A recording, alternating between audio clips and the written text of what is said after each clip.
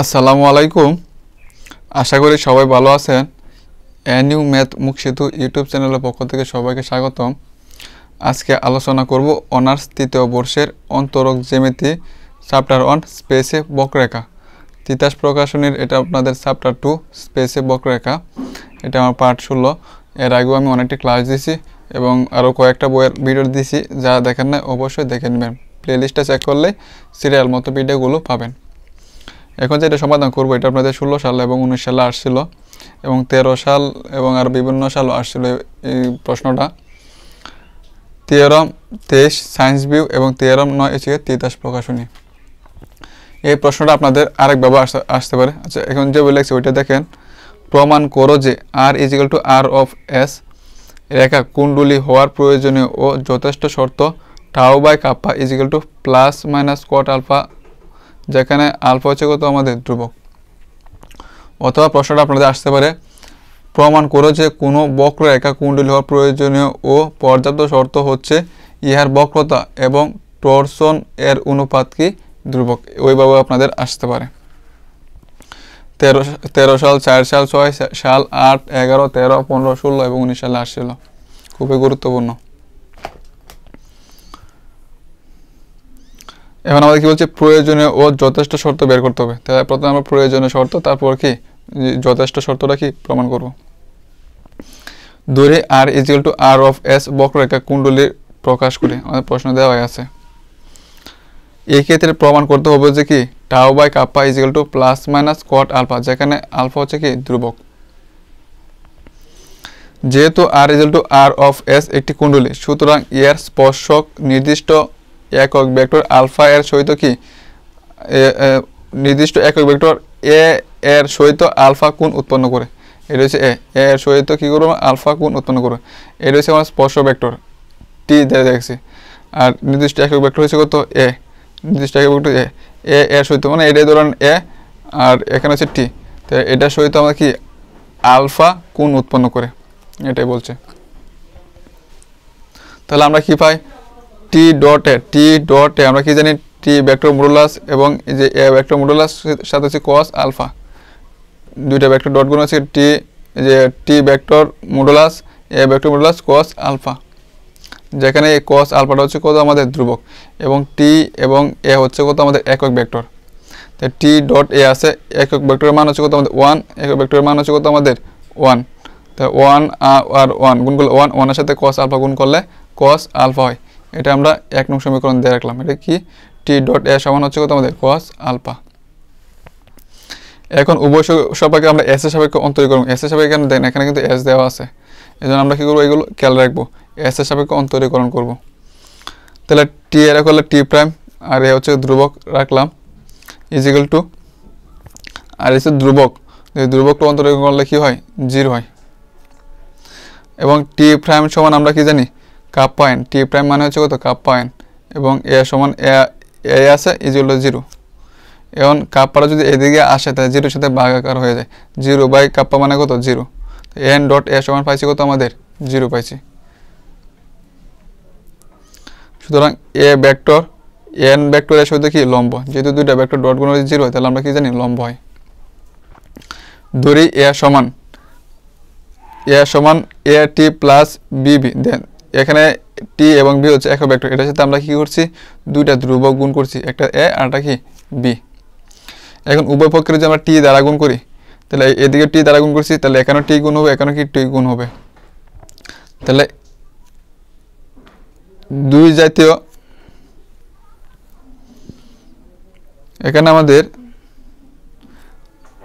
এ টি কিন্তু মান দেওয়া আছে আমাদের, এ টি মানে হচ্ছে কত আমাদের cos আলফা, যে এ টি দুইটা ভেক্টর এ আর টি ডট গুণ হচ্ছে কত cos আলফা, তো এটি সমান লিখতে পারি cos আলফা। আর একই জাতীয় দুইটা একক ভেক্টরের ডট গুণ হচ্ছে তো 1 এর সাথে এ গুণ করলে এ, আর দুই জাতীয় একক ভেক্টর দুইটার ডট গুণ মানে 0 এর সাথে বি গুণ করলে কি 0। তাহলে এখান থেকে আমরা এ সমান পাইছি কত আমরা cos আলফা। এখন আমাদের বি এর মান বের করতে হবে। আচ্ছা দেখুন, এখন আমরা এটাই লিখবো, এখান থেকে আমরা বি এর মান বের করব। তো 2 নং হতে পাই, 2 নং ছিল এ আর এখানে এ ছিল 2 নং হতে, এখানে ছিল টি তো ছিল আমাদের যে 2 নং এখানে টি ছিল আর এখানে ছিল এর মান পাইছি কত আমরা cos আলফা আর আছে কত প্লাস বি ভেক্টর। 2 নং সমীকরণ আমরা কি করছি এর মান বসাইছি। এখন যদি আমরা উভয় পক্ষ মডুলাস করি, এদিকে মডুলাস দিছি এদিকে মডুলাস চিহ্ন দিছি, তো মডুলাস একক ভেক্টরের মান কত আমাদের কি 1। আর এখন মডুলাসটা যদি উঠাইতেছে তাহলে কি হবে রুট হবে এবং টি এর সহগের হোল স্কয়ার হবে এবং বি আছে বি এর সহগের উঠে কি হোল স্কয়ার হবে। তো এখন যদি আমরা উভয় পক্ষে বর্গ করি তো 1 স্কয়ার মানে 1 এখানে বর্গ করলে রুট স্কয়ার কাটা গিয়ে থাকবে, তো এটাই থাকবে আমাদের। তো 1 এই cos স্কয়ার আলফা যদি সমান এদিকে আনি তাহলে কি হবে minus cos square alpha equal to কত বি স্কয়ার। তো 1 মাইনাস cos স্কয়ার আলফা মানে হচ্ছে sin square alpha equal to B square.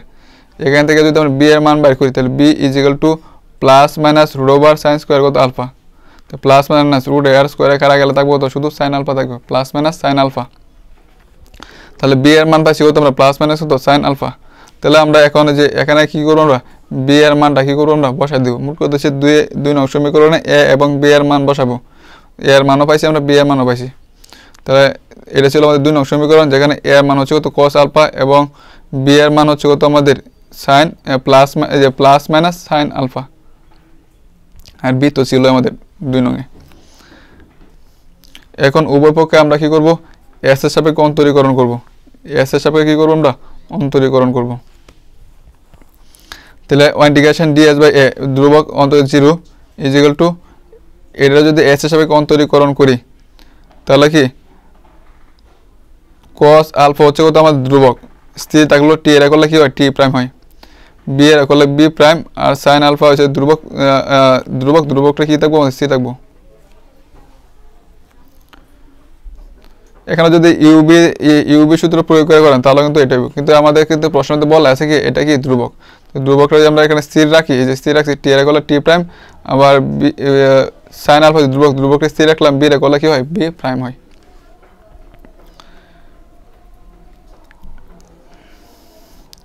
এখন আমরা কি জানি টি প্রাইম মানে হচ্ছে কাপ্পা এন এবং বি প্রাইম মানে হচ্ছে কত মাইনাস টাউ এন। মাইনাস এখানে যদি মাইনাস টাউ এন লিখি তাহলে এইদিকে আছে প্লাস মাইনাস, তাহলে কি আমাকে এই আকারেই হয়ে যাব, কারণ মাইনাসটাকে লুকাইতে থাকবো। আর এখান থেকে ক্যালকুলেশন করলে আমরা এই আকারটা পাবো। দেন টি প্রাইম এটা মান বসাইছি এটা পাইছি, এটা যদি সমানের এদিক দিয়ে আনি তাহলে কি মাইনাসটাই হয়ে যাবো প্লাস হয়ে যাবো, আবার এই প্লাসটাই দিয়ে আসলে মাইনাস হবে, তার মানে মোট কথা হচ্ছে আমরা এই মানটাই পাবো। তাহলে আমরা দেন এখানেও এন আছে এখানে এন আছে এই এন আর এন বাদ দিতে পারি। দেখতে আছে kappa cos alpha equal to plus minus কত টাউ sin আলফা আমাদের কি থাকতেছে। তো এখান থেকে যদি আমরা দেন টাউ তো আছে, টাউ আর কাপ্পাটা এদিকে ভাগ আকারে আনলাম তাহলে কি tau by kappa equal to তাহলে কি cos আলফা তো আছে, sin আলফাটা কি ভাগ আকারে আসবে। দেন আর এগুন বলে কিন্তু আগের মানটাই পাবো, কাপ্পার সাথে cos আলফা গুণ করলে কাপ্পা cos আলফা, দেন কাপ্পা cos আলফা sin আলফার সাথে টাউ গুণ করলে কি টাউ sin আলফা হইতেছে আমাদের।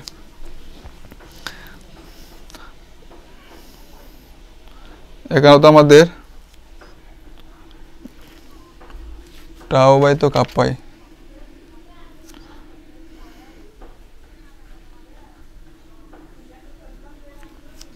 তো টাউ বাই কাপ্পা সমান আমরা পাইতেছি প্লাস মাইনাস কত cot alpha. Tau by kappa সমান পাইতেছি আমরা প্লাস মাইনাস কত cot আলফা। এটা কিন্তু আমাদের কি প্রয়োজনীয় শর্ত। এখন আমাদের কি যথেষ্ট শর্তটা কি প্রমাণ করে দেখাতে হবে।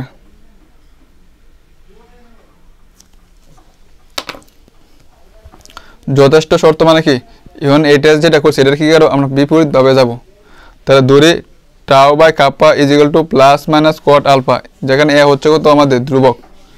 এই ক্ষেত্রে প্রমাণ করতে হবে যে বক্ররেখাটি কি কুণ্ডলী। তাহলে এখানে আমরা এটাতে পাইছি tau by kappa equal to plus minus cot alpha. এর পরের লাইনটা আমরা কি লিখতে পারি, এর পরের লাইনটা যে এটা যদি বিপরীত ভাবে যায় যে এটা লিখতে পারি এটা, অথবা এখান থেকে cot আলফা সূত্র কি cos alpha by sin alpha, এখান থেকে আর এগুলো কিন্তু আমরা এটা পাবো। মোট কথা আমরা কি বিপরীত ভাবে যাচ্ছি। আচ্ছা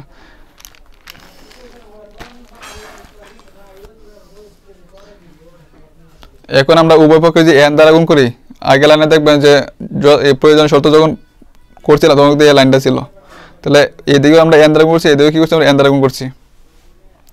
এখন কাপ্পা n টি প্রাইম মানে হচ্ছে কত কাপ্পা n, cos আলফা, আর এখান থেকে মাইনাস টাও এন মানে হচ্ছে কত বি প্রাইম, এখান থেকে এটা মানে এই লাইনটার পরে আমরা কি লাইনে লিখতে পারি যদি দেখেন এখান থেকে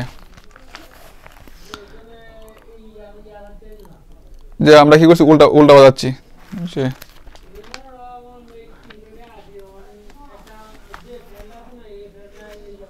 যে T prime cos alpha plus minus B prime sin alpha, T prime cos alpha T prime cos plus minus B prime কত sin আলফা, এই বিপরীতভাবে আমরা কি যাচ্ছি।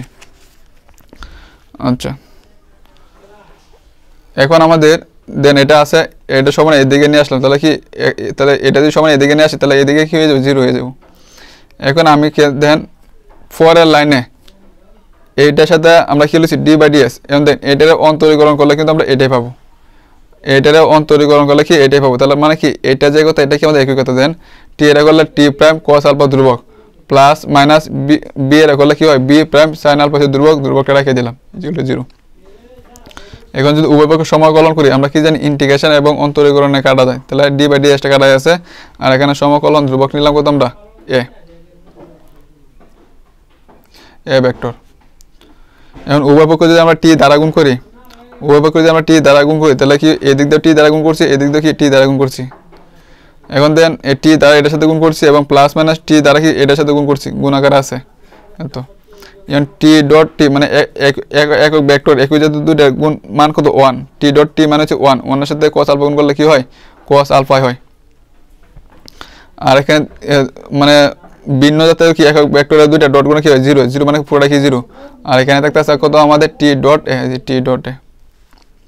দেন আমরা কিন্তু এইটা থেকে যে শুরুতে কিন্তু প্রশ্ন নাই, এটা থেকে প্রমাণ করে কিন্তু আমরা এটা বের করেছিলাম এই প্রমাণটা, আবার এখন এখান থেকে প্রমাণ করে কিন্তু আমরা প্রথমে যেটা ধরছিলাম এটাই কিন্তু আমরা পাইছি, মানে বিপরীত প্রমাণ করে আমরা যে অঙ্কটা শুরু করেছিলাম এই উত্তরটাই কিন্তু আমরা পাইছি।